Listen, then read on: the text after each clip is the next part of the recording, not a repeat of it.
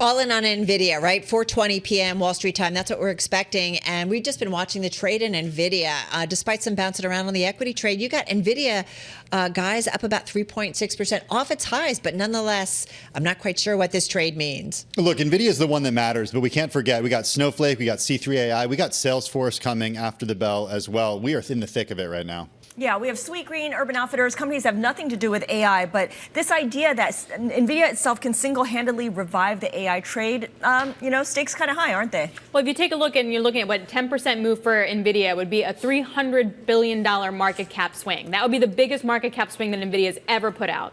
Yeah, and just to go through the numbers real quick, too. I mean, we're talking about revenue growth that's still at around 73%, at least based on the average of analyst estimates. I think what's key here is the idea that the previous 6 quarters, it was over 100%, in some cases 200 and 300%. So you're seeing a downshift. And I guess what I want to know, and I think what a lot of people want to know, is what's that forecast going to look like? It's certainly not going to be triple-digit percentages, but if it's still 50, 60, 70%, can the market live with that? And investors haven't been that enthusiastic, right? The stock is down for the year. This is the first time the company is reporting earnings when the stock has been down. So we'll see what we get in just a few minutes' time. Obviously, and making up, of course, more than 6% of the S&P weighting. So as Nvidia goes, so too does the broad market. Nvidia was not enough to really lift the broad market today, with the S&P 500 basically unchanged on the day. A bit more of a meaningful bid into the NASDAQ Composite and NASDAQ 100, higher by about 2 to 0.3%. The Dow Jones Industrial Average in the red for the day, and the Russell 2000 squeaking out a modest gain, up 4 points or 0.2%. All right, to the S&P 500 I go, and you've got 302 names to the downside on this Wednesday. And Scarlett, you've got 198 gaining some ground here. All right, let's take a look at the IMAP and the sector performances. And fittingly, on the day that Nvidia is reporting results,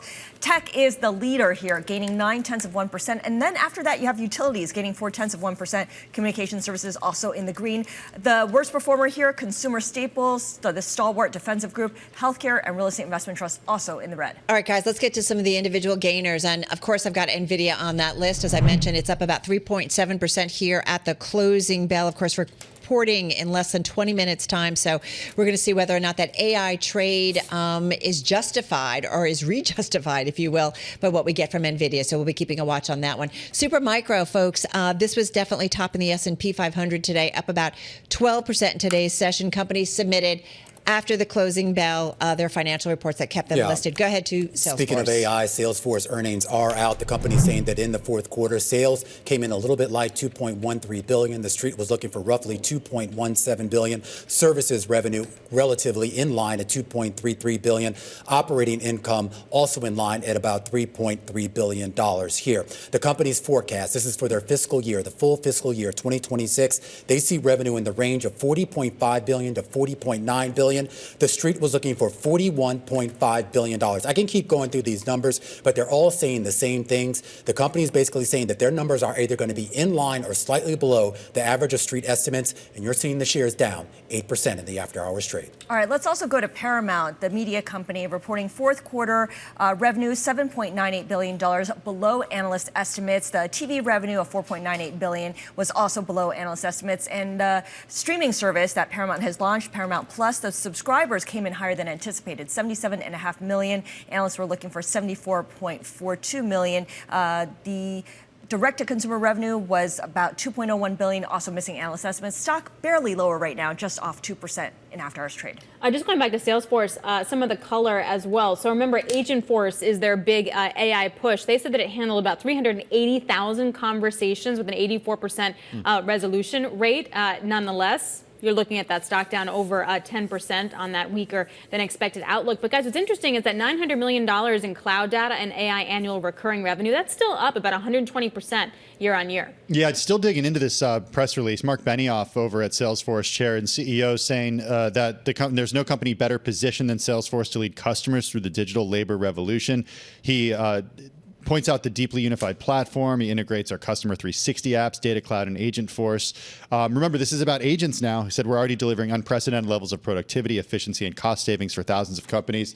Shares, though, down by 7.6%. That guidance coming in light. All right, back to Paramount Global. Looks like the stock is actually unchanged here. In the aftermarket, we did see fourth quarter revenue missing estimates. TV revenue also down about 3.7% year over year. Direct-to-consumer revenue up 7.6%. 3.7% year over year, and film entertainment revenue, a gain of about 67% year over year. So again, not seeing too much movement, at least as of yet, in that trade. Yeah, absolutely here. And we know, of course, a lot of the broadcast and media companies are going through a few things out there right now. Sinclair Broadcasting, if you care, those results crossing the wire as well.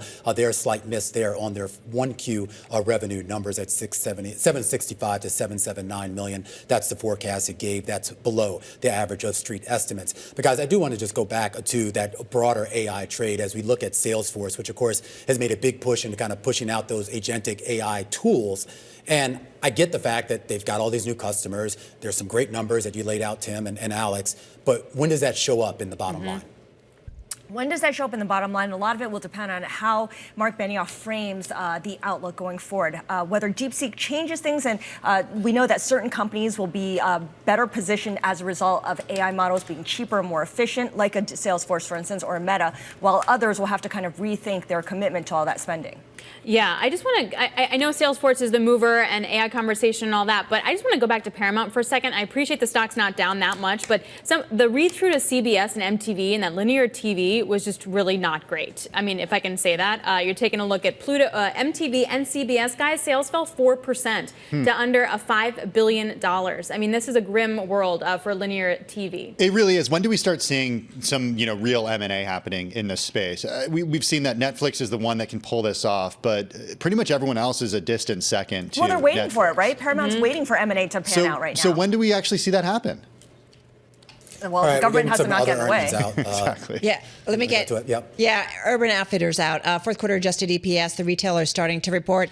Fourth quarter adjusted EPS of $1.04 a share. That's 10 cents better than the street was expecting. Fourth quarter EPS, well, that was adjusted EPS, which is what we kind of care about there. And you see the stock right now up about 5%. So a big beat, just a few headlines so far crossing. We'll look for some more on Urban. What do you got, Romaine? All right, let's take a look at Snowflake here. Of course, the software company out with its report here. And it's kind of interesting to see the difference between what it's doing and what Salesforce is doing. Two different companies, but kind of moving in the same direction here. The company saying that in the fourth quarter, its revenue did come in above street estimates, $986 million. We're going to round it up to $987. The street was looking for $958 with that product revenue impressing to be sure. Diluted EPS, a beat at 30 cents a share. The street was looking for 18 cents a share. And here's your guidance. In 2026, the company saying that product revenue for the full year will be in that $4.28 billion, which is just slightly above the average of street estimates at around 4.23, a modest bid in the after-hours trade. All right, let's move on to TKO, which of course owns the WWE.